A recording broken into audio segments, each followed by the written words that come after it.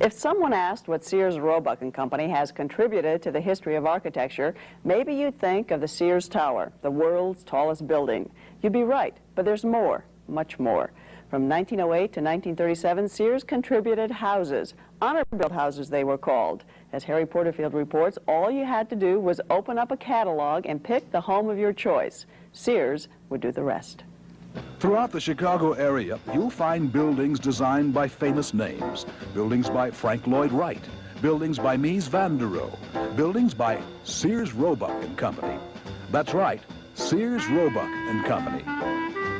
In 1908, Sears began to sell the American dream by mail order. For the next 29 years, buying a home could be as easy as opening up a Sears Modern Homes catalog. You could choose from a Hollywood, a Martha Washington, or any one of dozens more. Prices started at $650 and peaked at $5,140 for the Magnolia. It had a curving staircase, inlaid floors, and servants' quarters.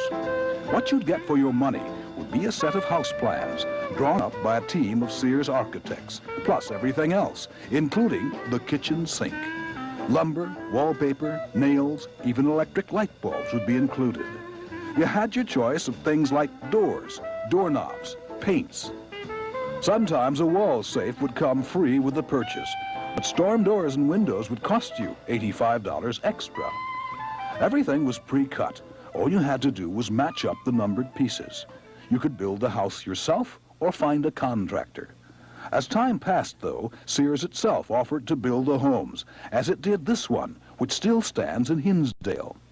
Sears decided some of the do-it-yourselfers could use help, says Sears archivist Lenore Swaiskin.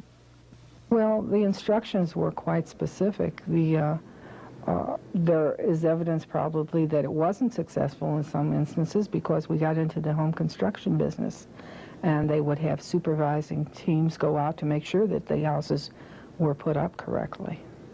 These homes were built in Wilmette, but since no records were kept on what housing kits went where, Sears today has no street addresses on these.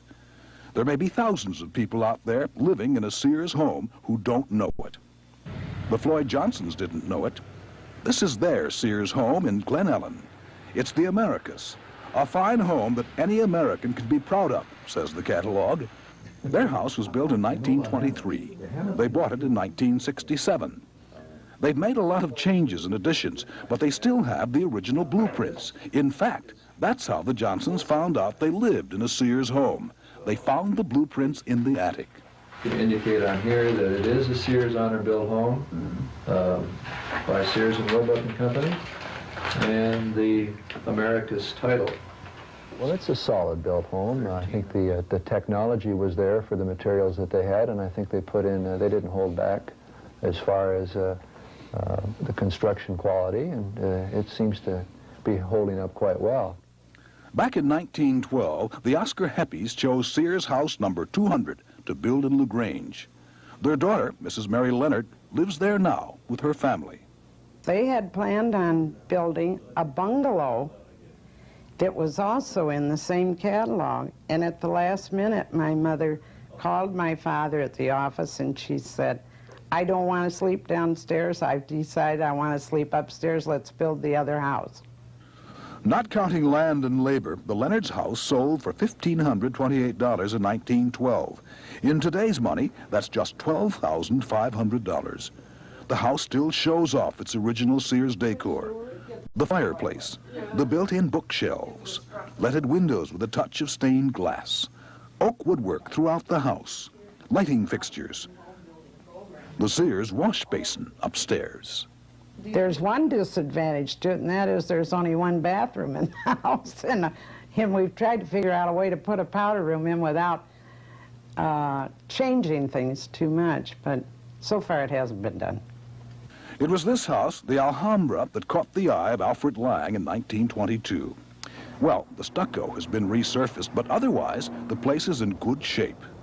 Mr. Lang's son, Forbes, says it was only natural for his dad to buy a mail-order house. Well, he was always a Sears fan. He thought Sears had good quality, and he always had success with things that he bought from Sears.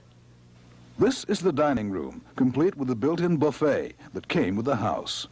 In the living room, you'll find Sears lighting fixtures, fireplace, window seat, and again, a lot of oak woodwork. You can see the similarities between the real thing and how the catalog depicted the Alhambra. Sears made suggestions on how to furnish its houses. Blueprints even showed where to place the new furniture, all Sears furniture, Sears hoped. In fact, that's the reason the company got into the housing business, the better to sell what would go inside the house. At Northwestern University, architect Gabor Zielony says the Sears homes were just good basic houses. They were not of an architectural character as if we think of a Frank Lloyd Wright or a Richardson home or a Sullivan structure.